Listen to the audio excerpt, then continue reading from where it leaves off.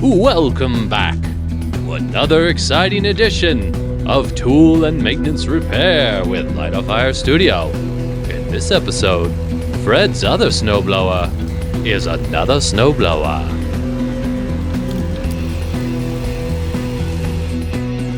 Welcome to Light on Fire Studio. As the title card suggested, this is going to be sort of a how-to review, real quick one, I promise, of a Predator engine swap on an older Ariens Deluxe 30. There's a couple videos out there, but not with this particular engine. And I went a little bit overkill maybe, but I think it was worth it in the end. So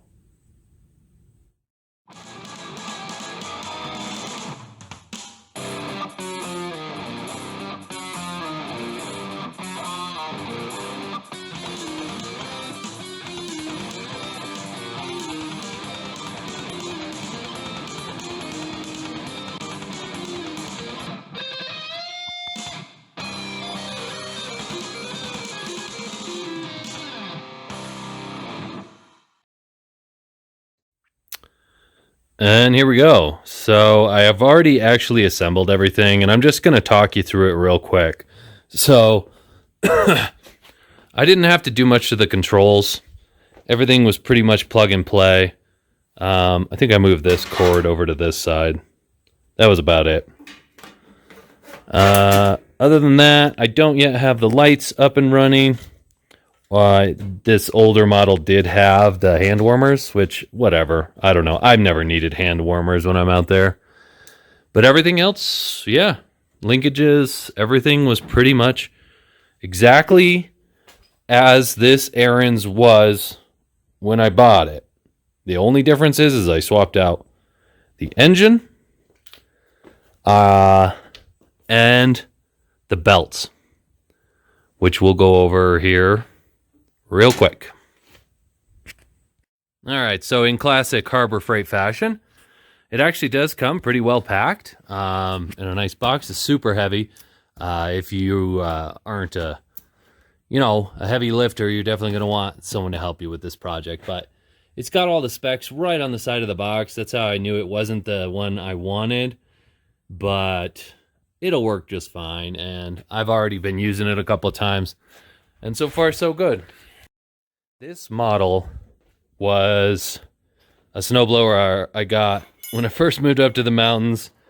It was a Craigslist buy. The guy didn't take very good care of it, and I wasn't very educated about snowblowers. But overall, Ariens makes a wonderful product. You know, I have a newer one too. Go check out that video. I'm still very impressed with that one. But yeah, so this is a Platinum 30. Like I said, circa 2015. It's got the 30-inch auger, and that's going to be your width, obviously, and 21-inch height. So it's a pretty stout little machine. This is all original parts in here. The auger's completely original. All I ever do is like give it some grease once in a while. Those blades are all original. They're starting to wear, but I mean, this thing's 10 years old, right? Otherwise, it's holding up really good. This has one of those automatic chutes, which I'm kind of like here nor there about, because this one really doesn't want to stay in place anymore. It's a nice feature. It's easy to just throw them back. Now they have a hand crank down here. But yeah, I may have over-greased it, and that's why it won't... when snow's really coming out heavy, it starts to kind of like wander, which... I don't know. I'll fix that problem going forward. Easily replaceable parts. So first things first, I hadn't seen any videos of this, early aughts, middle teens, Ariens style. So I thought it would be useful to just show you what I did. And obviously, here is the original engine. As mentioned, this is an early 2015, 2014 Briggs Stratton. It was a decent engine, came with the electric start, which is a really nice feature. I might try to rig something like that up. It was the Polar Force. It says it's 342 cc's and 16 torque power, which the Harbor Freight's only 14 feet torque power, but I feel like it's plenty of an engine. I know I said it was overkill, but it's perfect. So Yeah, this thing's in rough shape. I stole a lot of parts off of it and had to fix it many, many times. It was a good little engine as a day, but what happened was in here, the shaft pins inside the engine actually just literally bent in half because someone was misusing it. Not under my watch, but hey, I fixed that many carburetors later, and eventually the timing went out, and that was it. So start to finish, yeah, I should have done this in real time, but you know, it's too late. I got it done. So now I'm just going to explain it to you as best I can. So when the motor, so the original motor was mounted with one of these fixed brackets, which are kind of nice, and it was actually riveted to the body. So I had to drill that out to get that out. But yeah, these are kind of nice. The only problem is they were set probably right about here. And you can tell the difference in spacing. So I think I was able to reuse one of the original holes. And I chose the front because the spacing was already nice based on where my wheels were. I liked that front screw. And I knew it was going to line up well. So what I had to do was I had to drill a back hole, if I recall. Either way, you're going to have to drill one hole because the spacing is just not the same. And it's super easy. This is some pretty sturdy metal, but you can see it's only about this thickness.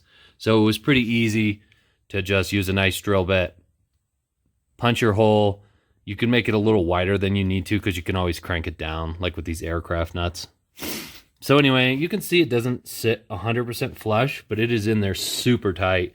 And I have already been using it and cranked down on it, and it all works. So, you know, follow the instructions on how to set your engine up. Get it mounted on there. These, I think, were the original bolts. So I just recycled those. I tried to recycle as many parts as I could anyway. And I did end up using this base plate again because I just thought it was a nice little feature. This comes right off. It's not essential. You don't need to put that back on, but I did it anyway. Anyway, so once you've drilled your holes, you've set your thing. It's a little awkward. You have to, you know, reach up inside there, which this panel comes off super easily. So you just take this panel off and you can reach up inside there, hold your bolts, get them all tightened down.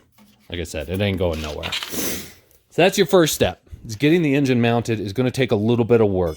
And again, sorry I didn't take video of that, but you'll figure it out. You'll find your way. I assume you're all smart people.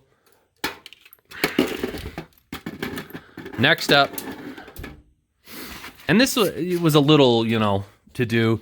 The engine didn't come with the shaft bolt, which was really super annoying. Like, I don't know, I guess because they assume you'd want different lengths for whatever you're trying to build. So I had to go to Ace Hardware and get a shaft bolt. Now the instructions are in the manual on what size you need.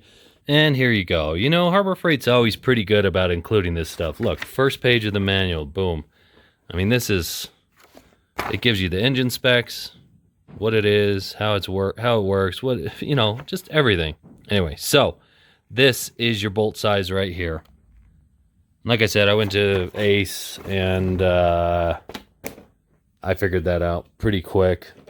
If you're not inclined, and I'm not going to pretend like anybody's, you know, everybody's a mechanic. So what 7/16 is the size of your bolt, and the 20 UNF is the thread count. So I hope that's helpful because, you know, it took me a while to get it right. I think as far as length and thread count, I messed that up a couple times. Anyway, but we got her sorted. So yeah, you're going to need that. I was able to literally steal the exact belt shaft slide on. So this whole piece came from the original engine, and it slid on perfectly to match the Harbor Freight shaft and key. This piece slides on, and then that piece slid onto that one, and then you just hold on and tighten your shaft bolt. I did end up using this guard. It obviously is not long enough, But I don't know. If it's having some effect at all, it is. I don't know.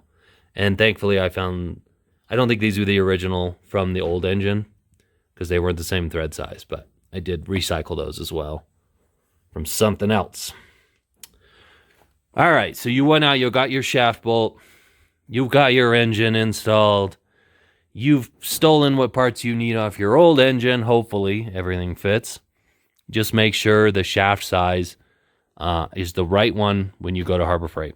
And I think as the engines get bigger, the shafts get bigger too. So because this block was taller than the Briggs Stratton, it raised it up, I don't know, almost an inch, half an inch, somewhere in there. I had to go out and get different belts that were long enough.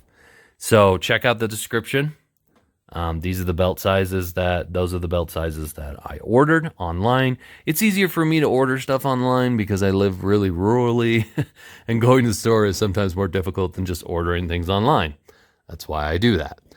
So you got this is your drive belt. This is what actually makes the wheels move. There's a big kick wheel in here. If you're this far into an engine rebuild, I'm sure you've opened this up and you know what it looks like. So I'm not going to go over that, although when I redid this, I took advantage and I replaced the kick wheel. Here's the original. It wasn't too worn out, but it was getting pretty darn thin. So I replaced that. I found the belts that fit, and Ariens made this really easy that all you have to do is remove these bolts. The whole snowblower folds into two pieces, and you can easily put your belts on. This one was a little harder. You had to kind of like feed it down in here and then access the chamber and pull the belt through. But all in all, it worked.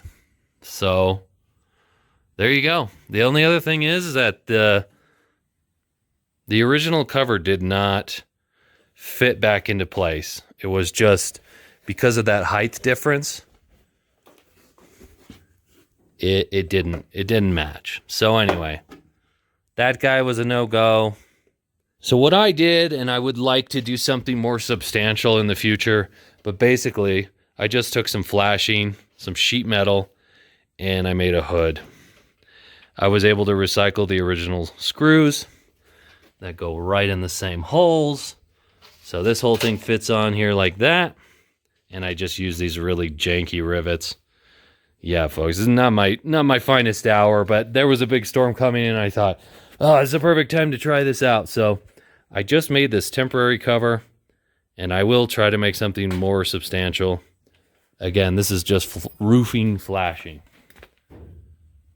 And you can literally cut this stuff with a pair of scissors, so it's really easy to use. So I'll put that back on and I'll show you the finished product.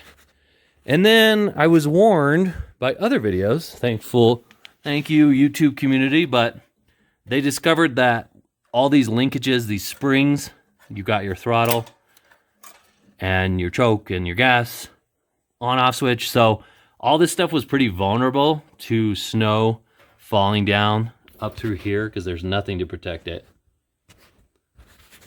And with their warning, I went ahead and I cut a little bit more substantial flashing. I have different grades for different thicknesses, gauges.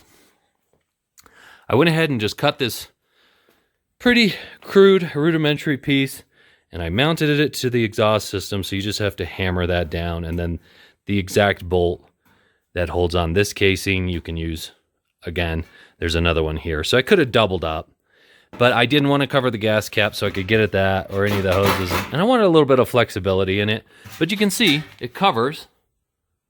Oh yeah, there's those springs. It covers all that up. And now that I've actually put it into practice and I've used it, I think it actually works really well. So I don't need to tamper with that.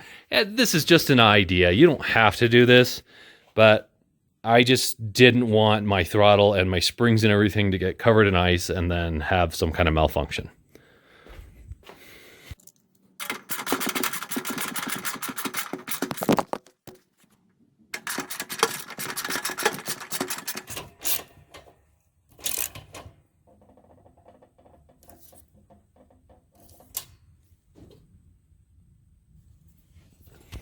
And there it is. It's that simple. Like I said, it's a temporary fix, but you know what? The whole purpose of this is just to keep snow and ice from getting in to your belts. I found that this one kind of functions to cool it off too, because those belts get super hot in there, and I could keep just putting snow, or if snow is falling on it, it actually cools much better than the plastic one. So, all right, here we go. Crank it up, Freddy boy. You can hear it, turns over, first pull. I always like that about the Harbor Freight engines, like almost starts first pull every time, even when it's cold like this. I know this wasn't a really big storm, and this snowblower is totally overkill, but look at how nicely this just cuts. Nice clean line, takes it right down to the driveway. I love that about the Ariens. They're pretty decent snowblowers, and with this new engine, it seems to be working really well. Here's a breakdown of the total cost. You can just read through that, but you're really not out that much money. It was that or a new $1,200 snowblower, so I saved myself $1,000 or so. I'm really glad I did it, actually. I mean, look at this thing. What a hog. Just chews it up. Yeah, this is sped up. I would never try to snowblow this fast, trust me. But here, I'll show you in real time now. That's about the pace I like to go. You know, if I'm going uphill, I might go a little bit faster just to keep my pace up. But yeah, that's it. Thank you all for watching, and I hope this was useful. Hope it was helpful. And we'll see you on the next one.